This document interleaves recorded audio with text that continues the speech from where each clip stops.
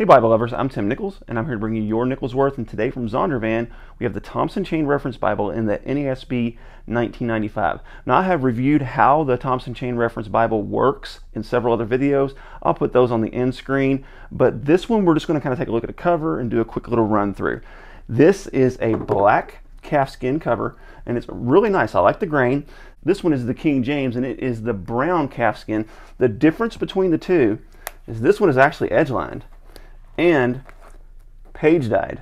This one is not edge lined and it's not page dyed, so we don't have that art gilding on the side here. So that's a little bit of a difference, but ultimately these are pretty inexpensive and they're actually very nice. Now the nicest one you can get is from the Premier collection, and they have it in the brown goatskin. This one is the NKJV in the black goatskin. One of the big differences, it's going to be a little more premium, and this one's going to have the 36 GSM paper, and the words of Christ are going to be in black. So that's going to be across the board with all the Premier Collection editions. Now, another thing I'd like to show you is I have one of the OGs in the Thompson Chain Reference Bible. This one's in genuine leather. And you can see this one has that old Indian paper. It's well worn, it's well used. This was actually my pastor's Thompson Chain Reference Bible. And there are some differences that I want to show you with the updates from Zondervan. First, let's go to the beginning of a book. For example, the beginning of the book of Job.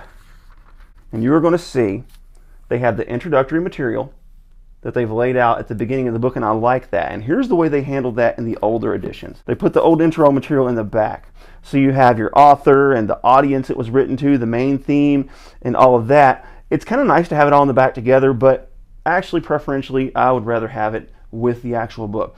Also, major chains are listed. That's a new feature from Zondervan on the Thompson Chain Reference Bible to let you know the major themes and chains within a certain book of the Bible. I thought that was a really nice touch. Also, we have a 9.5 point comfort print font. Really beautiful. I love the NASB comfort print. This is probably a 33 GSM paper because this isn't the premium edition. Very nice, but not premium. Two really nice double-sided satin ribbons. No complaints there. The red accents really helps those page headings and your reference numbers stand out. And then at the bottom you're going to have your condensed version of the Zondervan notes. So this isn't the full notes edition. Also, this is not going to be the Zondervan references that you're used to. This is the Thompson Chain referencing system keyed to the NASB. When you get to the back, you're going to see the numerical and alphabetical index. They're going to be reworded a little bit to match the NASB, so it's going to be a little bit different than your NKJV, your KJV, and your NIV, which are the ones that are currently released. So far you can get it in the KJV, NKJV, NASB, and NIV, and you can get them all in hardback, economy covers, or some kind of in-between like this, all the way up into a premium. Really nice stuff.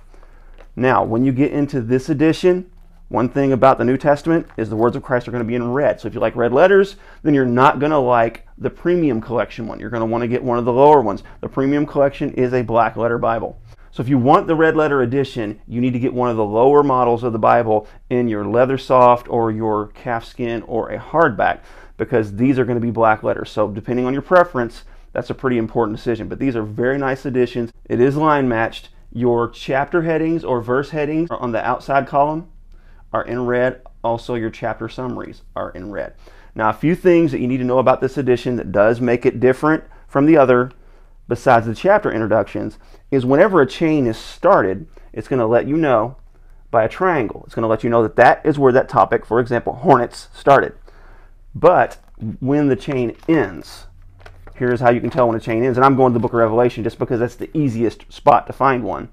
It'll let you know by a square. Now, it's not necessarily going to start in Genesis and end in Revelation, but somewhere throughout the text, whenever you see that triangle or you see that square, you know the chain has begun and it has ended. The last thing that you want to know is once you get past all your alphabetical and numerical indexes, your charts and graphs, and then your concordance and your maps, is one thing this one is going to be missing. Now, Zondervan did produce some original layouts that you can look up that have some of these features, but like some of this older artwork, the archaeological supplement, things like that are going to be missing in this edition. That's just something that you need to know. This archaeological supplement is actually out of date anyway, so if you want one, they are available. You just buy one of the very first editions Zondervan printed out that they didn't make any changes. So, Thompson Chain Reference Bible is a awesome tool. Now it's available in the NASB 1995. I am so glad to see publishers making a commitment to keep the 95 in print. God bless you. Keep calm. Jesus on. This is your Nickel's Worth.